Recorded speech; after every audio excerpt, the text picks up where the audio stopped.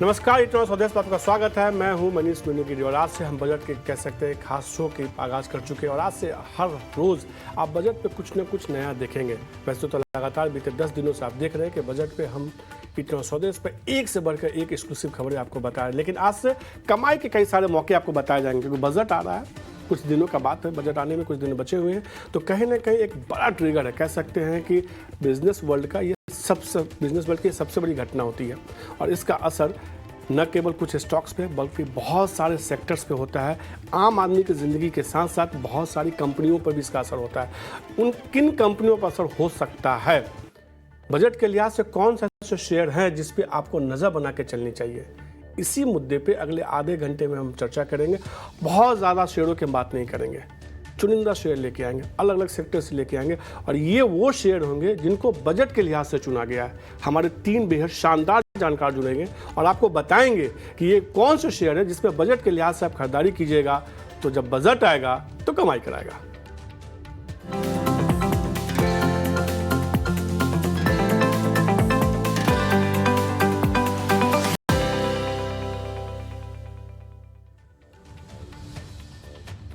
तो बजट आएगा कमाई कराएगा, बिना देरी किए इसको शुरू करते हैं क्योंकि हमारे साथ 2 जानकार जुड़ चुके हैं। 3 जानकार होंगे लेकिन 2 जुड़ चुके हैं। अविनाश गुरक्षर जुड़ चुके हैं और विवेक कारवार जुड़ चुके हैं। आप दोनों को मेरा नमस्कार सीधे तौर पे और शुक्रिया इतना स्वदेश को समय देने के लिए। एक बड़े टॉपिक और कह सकते हैं ना कि हर साल की एक बड़े इवेंट के से पहले उस इवेंट के जरिए कमाई के मौके को खोजना आसान नहीं होता है और उसमें भी जब बहुत सारे सेक्टर्स को लेकर चर्चा हो, उसमें से कुछ शेयरों को बतौर मोती के तौर पे चुनना बहुत मुश्किल होता है। लेकिन कहते हैं ना कि हर जगह कुछ ऐसे बेहद शानदार लोग होते हैं जो ये काम बड़ी आसानी से करते हैं और अविनाश जी और विवेक जी यही आज हमारी मदद करने वाले हैं। अविनाश सर, समान तौर पर तो ये कहने को इंटरिम बजट है पर यह बजट ही है क्योंकि हमने ट्रेंड देखा है, चाहे 2019 का बजट देखिए, उसके पहले का बजट देखिए, बहुत बड़े अनाउंसमेंट होते हैं और सीधे तौर पे कई सेक्टर्स और शेयर्स पे इसका असर देखने को मिलता है। कैसे देख रहे हैं आप इसको?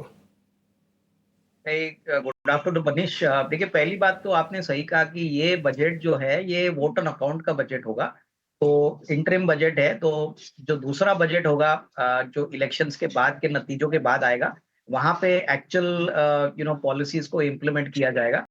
बट एक बात तो क्लियर है कि जो इंटरिम बजट भी आएगा उसमें जो अनाउंसमेंट्स गवर्नमेंट करेगी, उसमें एक बात तो क्लियर है कि जो सेक्टर्स फोकस में रहेंगे वो ऑब्वियसली ऐसे सेक्टर्स रहेंगे जहां पे मार्केट्स बहुत क्लोजली वॉच करेगा, क्योंकि इलेक्शन के बाद जब नई गवर्नमेंट आएगी तभी वो पूरे उन डिसीजंस को और इन पॉलिसीज को इम्प्लीमेंट करेगा। तो इंटरिम बजट उस पॉइंट ऑफ व्यू से काफी इंपॉर्टेंट है क्योंकि मार्केट को काफी अच्छे सिग्नल्स पहले से ही पता चलेंगे और मार्केट में यही सिग्नल्स आपको शेयर के प्राइसेस में खरीदने में मौके देंगे।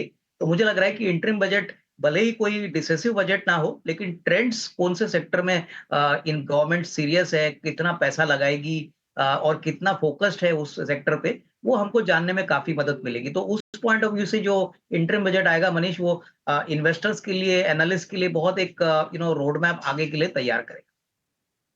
स्वदेश तो इसको इंटरिम नहीं बजट ही मान के चल रहा है क्योंकि कई सारे बड़े अनाउंसमेंट आ सकते हैं और लगातार इटन ऑफ स्वदेश पे हम एक्सक्लूसिव खबर तमाम बता रहे हैं और हमारे साथ एक और जानकार राहुल शाह भी जुड़ चुके हैं। राहुल, शुक्रिया और नमस्कार इटन ऑफ स्वदेश को समय देने के लिए। बिना देरी किए स्टॉक्स की शुरुआत करते हैं क्योंकि हमारे तमाम दर्शक इंतजार करें कौन से शेयर हैं जो बताएगा कि बजट आएगा तो कमाई करेगा। विवेक, शुरुआत आपके साथ ही करते हैं, तैयारी पूरी है? कौन सा शेयर पहला बताएंगे हमारे दर्शकों के लिए जिसमें आपको लगता है कि बजट के लिहाज से तो यहाँ कमाई का मौका बनता है? गुड मॉर्निंग सभी को। देखिए, पहली चीज तो रादर गुड आफ्टरनून। पहली चीज तो देखिए, जैसे अविनाश ने कभी कहा था ये इंटरिम बजट या वोट ऑन अकाउंट ही होने वाला है, लेकिन इसमें क्या है कि एक इंटेंशन जो सरकार का होता है वो पता चल जाता है कि आगे चल के ये लोग क्या करने वाले हैं। और ये बजट पिक खाली इस बजट के लिए नहीं, क्योंकि ये तो इंटरिम ही है। मैं तो बोल रहा हूँ कि अगले बजट तक जो फुल फ्लेश बजट आएगा जून में, वहां तक आप इसको देख सकते हो। तो मेरा पहला पिक रहेगा, एक इंटरेस्टिंग स्पेस है ये और इसमें कई कई सेक्टर्स आ रहे हैं एक ही कंपनी के अंदर। ये है KCP limited. In fact VIP segment में मैंने एक बार इसको रेकमेंड भी किया हुआ था करीबन 140 रुपए में, लेकिन आज अभी बात करते करते ये काफी बढ़ चुका है ऑलरेडी, 180 के ऊपर अभी चल रहा है। मुझे लगता है कि ये आपको 200 के ऊपर भी दिखाएगा शॉर्ट टर्म में। क्यों? देखिए, जो सीमेंट स्पेस में है, बजट में क्या होने वाला है, बजट में सरकार फोकस करेगी इंफ्रास्ट्रक्चर स्पेंड पे और जो रियल एस्टेट बूम चल रहा है उसका भी फायदा कंपनी को मिल रहा है। और सीमेंट स्पेस में आप अगर देखो तो केसीपी ये साउथ बेस्ड कंपनी है, काफी सस्ती लग रही है कंपैरेटिवली, आप अगर पीयर ग्रुप से देखो, पहली चीज। दूसरी चीज, इस कंपनी में आपको होटल बिजनेस भी मिल रहा है जो ट्रैवल एंड टूरिज्म से रिलेटेड है। अभी लक्षद्वीप में क्या हुआ है हम सबने देखा है। तो ट्रैवल एंड टूरिज्म भी इस कंपनी के अंदर है और एनर्जी बिजनेस भी है। तो आप अगर देखो तो एक कंपनी के अंदर आप दो तीन, इनफैक्ट तीन चार सेक्टर ले रहे हो एक ही साथ में, और जो आगे चल के चारों के चारों सेक्टर्स अच्छे करने वाले हैं। तो मेरा फर्स्ट पिक रहेगा केसीपी। 200 के ऊपर आप देखिए, उसके ऊपर भी जा सकता है, लेकिन बाद में बात करेंगे इसके बारे में। तो सीधे तौर पे फिलहाल के लिए तो खरीदारी करने की सलाह 200 के लक्ष्य के साथ है। हालांकि विवेक ने ये कह दिया कि 200 के ऊपर भी जाएगा, तो बाद में इस पर बात करेंगे। ठीक है, अगले शो में कभी आएंगे और जब ये 200 के ऊपर आएगा तो मैं निश्चित रूप से विवेक से पूछूंगा कि अगला लक्ष्य क्या होगा। राहुल, लंबे अरसे के बाद आपसे मुलाकात हो रही है मेरी। मुझे लगता है एक ज़माने में हम लोग साथ थे, बहुत लंबे अरसे के बाद मुलाकात हो रही है, और इस इतने अच्छे मौके पे जब बजट को लेकर बात हो रही है। आपने तो कई बजट देखे हैं, कई लगातार। आपकी तरफ से बजट के लिहाज से कौन से शेयर हैं जिस पे आपको लगता है कि नज़र बना कर रखनी चाहिए? गुड आफ्टरनून और नमस्कार। आई थिंक जिस तरह से हम देख रहे हैं कि मार्केट का माहौल की बात करें तो कहाँ किस तरह से ट्रेंड है, तो आई थिंक देखिए कि जिस तरह से हम देखते हैं कि दिसंबर के इलेक्शन, स्टेट इलेक्शन के रिजल्ट के बाद जो निफ्टी चली है वन वे, और जो थ्रस्ट रहा है गवर्नमेंट का लास्ट एक साल से हम देखें, तो मेरे ख्याल से दो तीन सेक्टर बहुत ही विजिबल है उसके अंदर। एक तो हम देखें कि पीएसयू एज अ बास्केट की रैली चलती आ रही है लास्ट 6 महीने के अंदर से, तो मुझे लग रहा है कि पीएसयू एज अ बास्केट चलता ही रहेगा। तो उसमें से पिक किया है ओएनजीसी। आप देखिए बहुत ही सस्ता वैल्यूएशन, 5 टाइम अर्निंग पे मिल रहा है 18% आरओई वाला कंपनी है। बात कर रहे हैं कि वॉल्यूम्स बढ़ाएंगे यहाँ से भी, और जो मेरे ख्याल से इनएक्सपेंसिव वैल्यूएशन है। और मुझे लग रहा है कि ये जो जहां जहां पे भी हम पीएसयू पैक के अंदर सस्ते वैल्यूएशन से मिल रहे हैं स्टॉक्स के अंदर, री रेटिंग देखने को मिला है। तो मैं मानता हूँ ये ओएनजीसी रिस्क वर्सेस रिवॉर्ड काफी फेवरेबल हो सकता है इन्वेस्टरों को इररिस्पेक्टिव ऑफ द बजट। तो मुझे लगता है कि 270 के लक्ष्य से ओएनजीसी लिया जा सकता है, ये मेरा पहला पिक रहेगा। हमने देखा है बीते साल शानदार रैली देखने को मिली, 270 के लक्ष्य के साथ राहुल को ओएनजीसी पसंद आता है। इसमें आप खरीदारी करके चल सकते हैं, बजट आएगा तो ये शेयर भी अच्छा कमाई कराएगा। एक साल का उन्होंने हालांकि नज़रिया दिया है। अविनाश सर, समान तौर पे हमने देखा है कि रियल एस्टेट स्टॉक्स में बड़ी तेज़ी देखने को मिली है और लगातार ये चर्चा हो रही है कि रियल एस्टेट सेक्टर को लेकर कुछ अनाउंसमेंट आ सकता है इस बजट में। आपकी तरफ से पहला पिक्स क्या रियल एस्टेट से कोई शेयर? में हमको पहले बात स्टॉक बताने के पहले मैं बता दूं कि हम पॉजिटिव क्यों है, क्योंकि हमको लग रहा है कि गवर्नमेंट हाउसिंग और रियल एस्टेट ऐसे सेक्टर्स है जो बहुत बड़ी मात्रा में एम्प्लॉयमेंट जनरेट करते हैं, और हाउसिंग एक बहुत बेसिक नीड है। तो इस बजट में हमको लग रहा है कि जो अफोर्डेबल हाउसिंग है, मिडिल क्लास हाउसिंग है, वहां पे तो फोकस रहेगा ही, बट जो लग्जरी सेगमेंट है वहां पे जो तेजी आ गई है उसमें भी गवर्नमेंट चाहेगी कि उनको भी थोड़ा सा इसका बेनिफिट मिले। और जो कंपनी मुझे पसंद है वो अनंतराज है। देखिए अनंतराज में मैं पहले भी आपके चैनल पे बता चुका हूँ कि ये एक यूनिक रियल एस्टेट कंपनी है जो डेटा सेंटर में और रियल एस्टेट में काम करती है।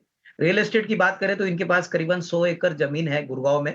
गुड़गांव मार्केट पिछले 6 से 12 महीने में बहुत तेजी से ग्रो कर रहा है। प्राइसेस भी 25-30% से बढ़े हैं। और इनका जो बिजनेस मॉडल है, यहाँ पे हमने देखा है कि ये ज्यादातर विलास, बंगलोज और प्लॉट्स बेचते हैं, तो इनके लिए काफी अच्छी बात है कि सारे एवेन्यूज से रेवेन्यू आ जाता है। डेटा सेंटर की बात करें मनीष, तो ये बहुत यूनिक बिजनेस है। इनफैक्ट अभी सनराइज सेक्टर माना जाता है। करीबन 300 मेगावाट की कैपेसिटी तो अभी उन्होंने ऑलरेडी लगाई है। करीबन 24 मेगावाट मार्च से ऑपरेशनल हो चुकी है, और हमको लग रहा है कि इस साल कम से कम 230-235 करोड़ का प्रॉफिट आएगा, जो पिछले साल 150 करोड़ था। और अगले साल दैट इज FY25 की बात करें तो 350 करोड़ का प्रॉफिट आने की अपेक्षा है। तो ये बहुत ही स्ट्रॉन्ग ग्रोथ है। और दूसरे रियल एस्टेट कंपनीज के मुकाबले में मुझे लगता है पहले तो बिजनेस मॉडल रोबोस्ट है और ग्रोथ यहाँ से और भी अच्छा होगा। तो करीबन 375 का पहला टारगेट लेके 318-19 जो भाव चल रहा है, इसको खरीदने का मौका समझ लीजिए। तीसरा क्वार्टर काफी स्ट्रांग होगा, लेकिन आने वाला साल भी इससे काफी अच्छा होगा। तो ये डेफिनेटली एक पोर्टफोलियो पिक रहेगा, तो यहाँ पे जरूर थोड़ा निवेश करने की सलाह रहेगी।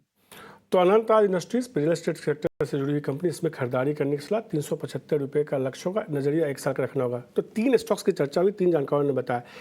अलग अलग सेक्टर्स देखिए, एक ओएनजीसी की बात हुई, एक केसीपी की बात हुई जो शुगर और सीमेंट कारोबार से जुड़ी हुई कंपनी है, और तीसरी जो कंपनी है वो रियल एस्टेट सेक्टर से जुड़ी हुई है। अलग सेक्टर्स की 3 बेहतरीन कंपनियों के बारे में हमारे 3 जानकारों ने बताया। राहुल, आपके तरफ से जो अगला शेयर होगा वो कौन सा होगा? तो मेरे ख्याल से जिस तरह से हम सेटअप देख रहे हैं तो ऑब्वियसली एक पीएनबी हाउसिंग मेरा दूसरा पिक रहेगा।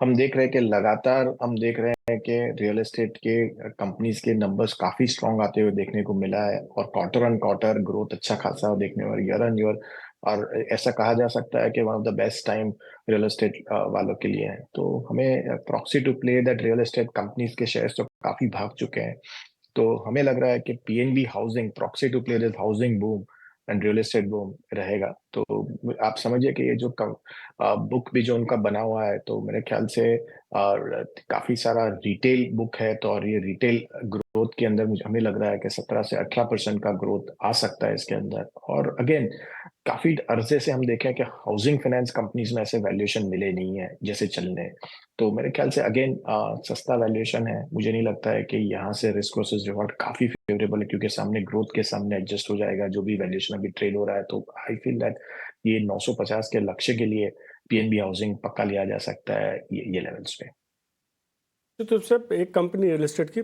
जिसमें खरीदारी करने की सलाह, और एक ऐसी कंपनी जो घर बनाती है उसमें खरीदारी करने की सलाह दी है अविनाश ने, अनंता इंडस्ट्रीज। और घरों के खरीदने के लिए आपको लोन चाहिए तो हाउसिंग लोन से जुड़ी कंपनी पीएनबी हाउसिंग फाइनेंस में खरीदारी करने की राहुल ने सलाह दी है। आप उसमें खरीदारी करके चल सकते हैं। 960 रुपये तक का लक्ष्य देखने को मिल सकता है। विवेक, इससे जुड़ा हुआ कोई सेक्टर इसके साथ, या किसी और सेक्टर की आप बात कर रहे हैं आप? ओके, मैं तो दूसरी कंपनी बोलने वाला था, लेकिन एक मेरा तीसरा पिक पहले बोल देता हूं मैं।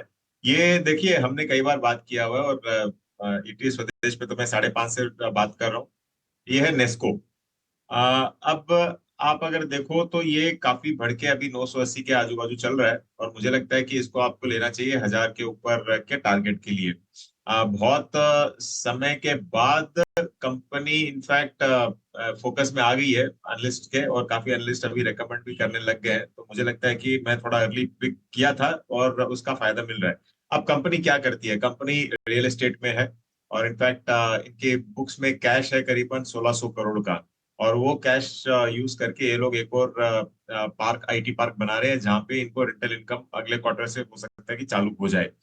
कंपनी और भी है इसमें, माइस सेगमेंट का जो एग्जीबिशंस में भी है कंपनी। तो माइस सेगमेंट है जो मीटिंग्स, इंसेंटिव्स और कॉन्फ्रेंसेस का जो होता है कॉर्पोरेट्स की तरफ से, उनमें भी एक अपटिक है।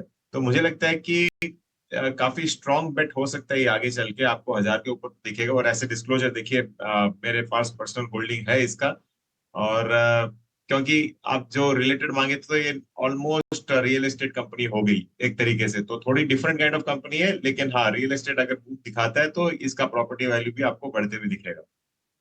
तो नेस्को एक और शेयर जो पसंद आ रहा है, अगर विवेक को लगता है उनको यहाँ से मजबूती देखने को मिल सकती है। रियल एस्टेट थीम को उन्होंने भी पकड़ने की कोशिश की है, और अभी तक जितने स्टॉक्स में चर्चा की गई है ना, उसमें अधिकांश शेयरों में फिलहाल के लिए रियल एस्टेट थीम निकल के सामने आ रहा है। 1000 रुपये के लक्ष्य के साथ खरीदारी करके चल सकते हैं, यानी यहाँ से अच्छा खासा अपसाइड जो है विवेक को दिखता है। इसमें खरीदारी करने की सलाह दे रहा है नेस्को में। अविनाश सर, अब आपकी तरफ से अगला शेयर कौन सा है?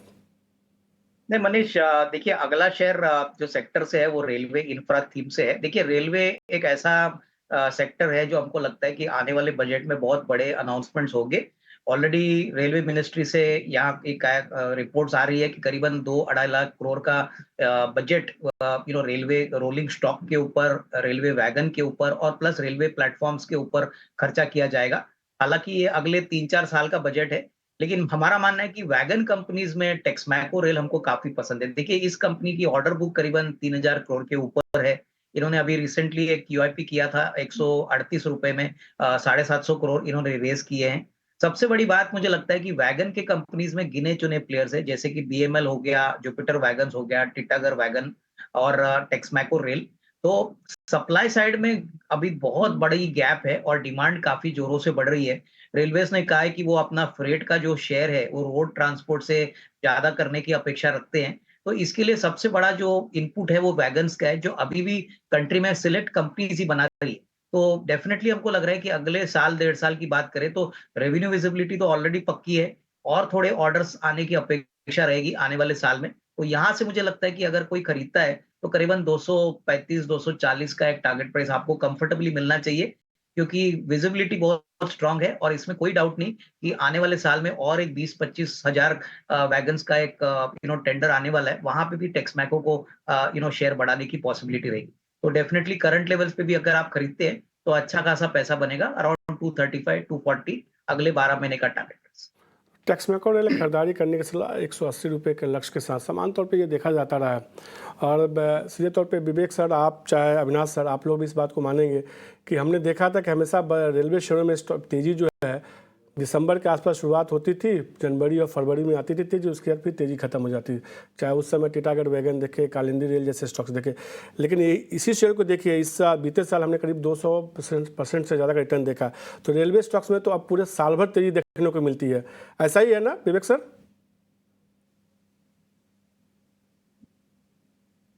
सॉरी, मेरे से पूछ रहे हैं आप? जी जी।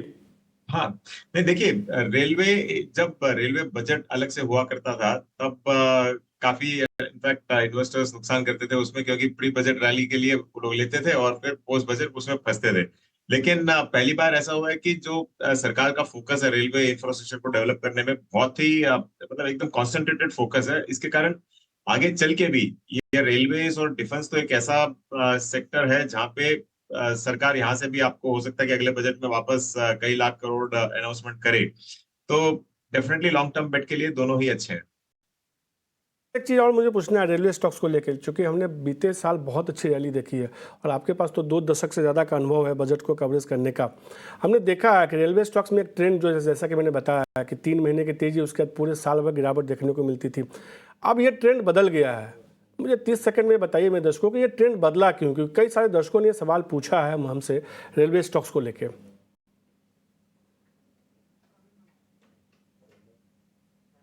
अविनाश सर?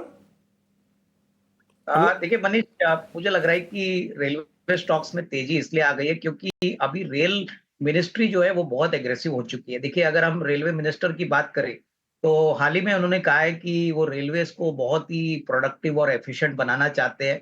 और क्लियरली जो रेलवे का एक पिक्चर था 10 साल पहले का और अभी का जो पिक्चर है, उन्होंने क्लियरली कहा है कि मोदी जी ने क्लियरली कहा है कि रेल फ्रेट एक टॉप प्रायोरिटी है। कार्गो लॉजिस्टिक की बात करें, दूसरे नए कार्गो की बात करें, तो वो अपना शेयर एग्रेसिवली बढ़ाना चाहते और एक सस्टेनेबल मॉडल बनाना चाहते। तो इसलिए रेल इंफ्रा के ऊपर बहुत बड़ा फोकस है गवर्नमेंट का, नॉट ओनली रेलवे प्लेटफॉर्म्स पे, रेलवे इंटरनेट कनेक्टिविटी पे, रेलवे वैगन्स पे, रोलिंग स्टॉक पे। तो ये बहुत बड़ी अपॉर्चुनिटी है और मुझे लग रहा है कि जैसे विवेक जी ने कहा कि पहले तो सिर्फ प्री बजट के टाइम पे लोग रेलवे के स्टॉक्स खरीदते थे, उसके बाद पोस्ट बजट में बेचते थे। तो ये ऐसा अभी माहौल नहीं है। अभी सस्टेनेबल मॉडल है, इन कंपनीज के पास कम से कम 1.5-2 साल की ऑर्डर बुक है। तो ये सब दिखलाता है कि गवर्नमेंट भी काफी सीरियस है और ऑब्वियसली इसका बेनिफिट सारे रेलवे इंफ्रा कंपनीज को मिलेगा। निश्चित रूप से, और यही एक ट्रेंड है जिस तरीके से सरकार ने रेलवे पर खर्च बढ़ाया, लगातार बढ़ा रही है, उसका ये असर हो रहा है कि रेलवे स्टॉक्स अब लगातार तेज़ी दिखा रहे हैं। केवल कुछ महीनों की तेज़ी और फिर हमेशा के लिए मंदी, कुछ महीनों की लंबी अवधि के लिए मंदी, वैसा ट्रेंड अब देखने को नहीं मिला। राहुल, आपकी तरफ से आपने 2 इक्के बता दिए, तीसरा इक्का बताओ शेयर कौन सा होगा?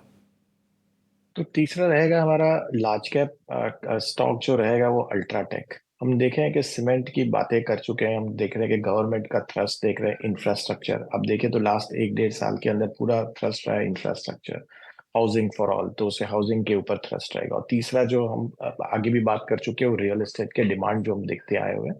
तो तीनों चीजों के लिए सीमेंट लगेगा। तो मेरे ख्याल से अल्ट्राटेक सीमेंट बहुत ही अच्छा प्लेयर है।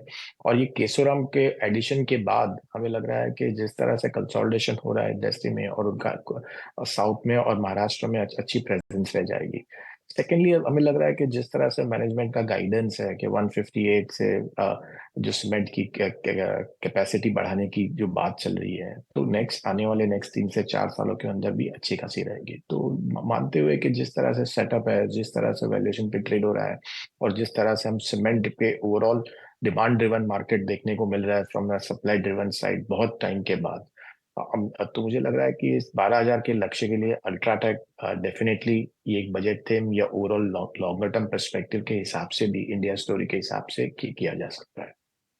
के तौर पे अल्ट्राटेक सीमेंट राहुल की तरफ से तीसरा शेयर जो उनको पसंद आ रहा है, यहाँ से मजबूती देखने को मिल सकती है। 12,000 रुपये तक का लक्ष्य देखने को मिल सकता है। एक साथ तीनों गेस्ट को सामने लाइए स्क्रीन पे।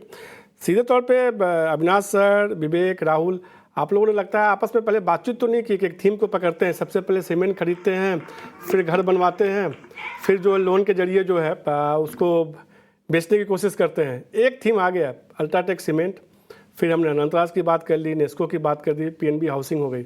ऐसा तो कुछ नहीं हुआ है सर?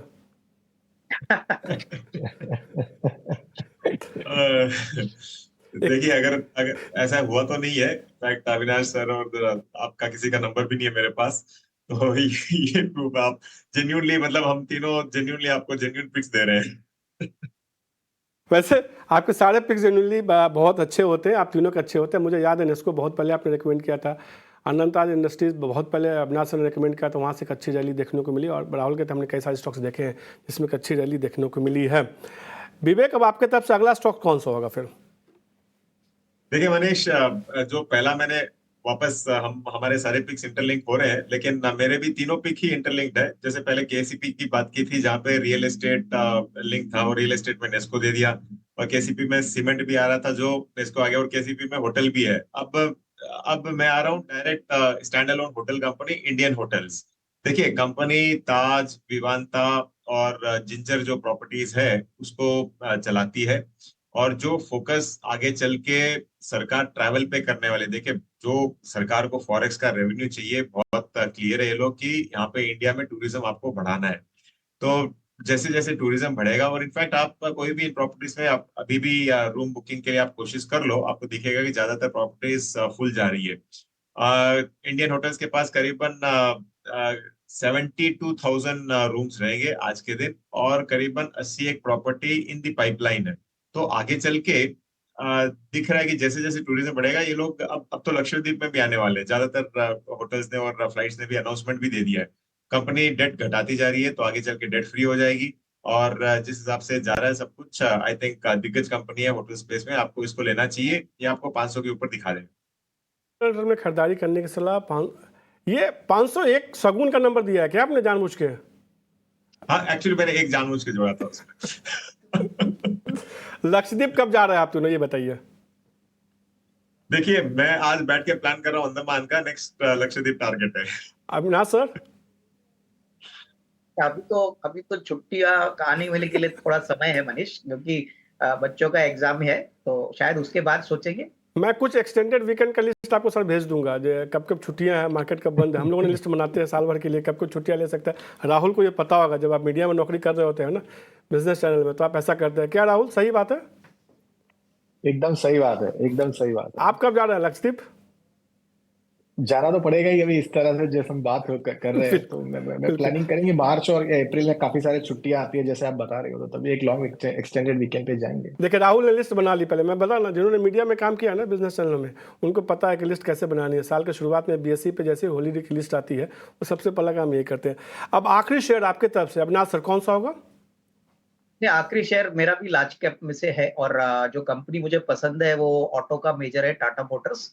देखिए, टाटा मोटर्स में अगर हम देखें तो सारे जो ग्रोथ इंजन्स है, वो सारे इंजन्स पूरी तरह से काफी स्ट्रांगली पोजीशन्ड है। अगर हम कमर्शियल व्हीकल्स की बात करें, पैसेंजर कार्स की बात करें, बोथ जो पेट्रोल डीजल की as well as electric vehicle की बात करें, तो टाटा मोटर्स डोमेस्टिक मार्केट में बहुत ही बेहतरीन तरीके से काम कर रहा है। प्लस इंटरनेशनल बिजनेस जो उनका जेएलआर का बिजनेस है, बहुत समय के बाद अभी बहुत अच्छी तरह से तेजी में चल रहा है। कंपनी के मैनेजमेंट ने भी कहा है कि अगले साल 2 साल के लिए कंपनी कंफर्टेबली यहाँ से फ्री कैश फ्लो जनरेट करेगी, और आने वाले बजट में मुझे लगता है कि कहीं ना कहीं कमर्शियल व्हीकल्स के ऊपर या पैसेंजर कार के ऊपर ड्यूटीज में थोड़ा बहुत राहत होने की पॉसिबिलिटी, क्योंकि गवर्नमेंट के पास काफी सरप्लस लिक्विडिटी आ चुकी है। तो हो सकता है कि एक्साइज ड्यूटी जो पैसेंजर कार्स पे है, वो यहाँ पे थोड़ी बहुत कटौती हो सकती है। ओवरऑल मुझे लग रहा है कि अगर किसी का नजरिया 12 महीना है, तो 1050 1060 का एक टारगेट प्राइस कंफर्टेबली पॉसिबल है, क्योंकि जो ग्रोथ लीवर्स है वो अभी काफी वेल पोजीशन्ड है। और टाटा मोटर्स में मुझे लगता है अगर दूसरे ऑटो कंपनीज के कंपैरिजन में अगर देखें, तो valuation relative point of terms में भी काफी अट्रैक्टिव लग रहे हैं। तो टाटा मोटर्स जरूर इस लेवल पे, या थोड़ा सा अगर मार्केट करेक्ट भी होता है, तो इसको खरीदने का मौका समझना चाहिए। टाटा मोटर्स आखिरी शेयर होगा जिसमें कि खरीदारी करने की सलाह अविनाश दे रहे हैं। उनको लगता है 1050 के लक्ष्य के साथ खरीदारी कीजिए। तमाम बजट ट्रिगर के आधार पर इन तमाम शेयरों पर चर्चा हुई है। हमारे तीनों जानकारों ने कह सकते 3-3 निक्के यानी कि 9 रत्न बताएं, 9 शेयर बताएं, बेहतरीन 9 शेयर बताएं। आप इसमें से जो शेयर आपको पसंद है आप उसको अपने पोर्टफोलियो में शामिल कीजिए और बजट के लिहाज से एक अच्छी कमाई आपको देखने को मिल सकती है। अविनाश सर, विवेक और राहुल, आप तीनों का शुक्रिया 89 स्वदेश को समय देने के लिए और तमाम स्टॉक्स पे विस्तार से चर्चा करने के लिए, हमारे दर्शकों के लिए 9 रत्न शेयर बताने के लिए। 9 शेयरों का जो आपने बनाया एक पोर्टफोलियो, एक बेहद शानदार पोर्टफोलियो बनाया अलग सेक्टर से तमाम कंपनियों के बारे में। आप तीनों का बहुत शुक्रिया। तो आप देख रहे थे बजट पे ये खास कवरेज, हमने तमाम स्टॉक्स पे चर्चा की जिसमें अनंतराज इंडस्ट्रीज से लेकर टेक्स मैक्रोरेल, टाटा मोटर जैसे, अल्ट्राटेक सीमेंट जैसे तमाम स्टॉक्स पर चर्चा की है। बजट आने में बस कुछ दिन बचे हुए हैं और लगातार 89 स्वदेश आपको एक से बढ़कर एक बजट से जुड़े हुए शो दिखाता रहेगा। लगातार देखते रहिए 89 स्वदेश। मुझे दीजिए इजाज़त, नमस्कार।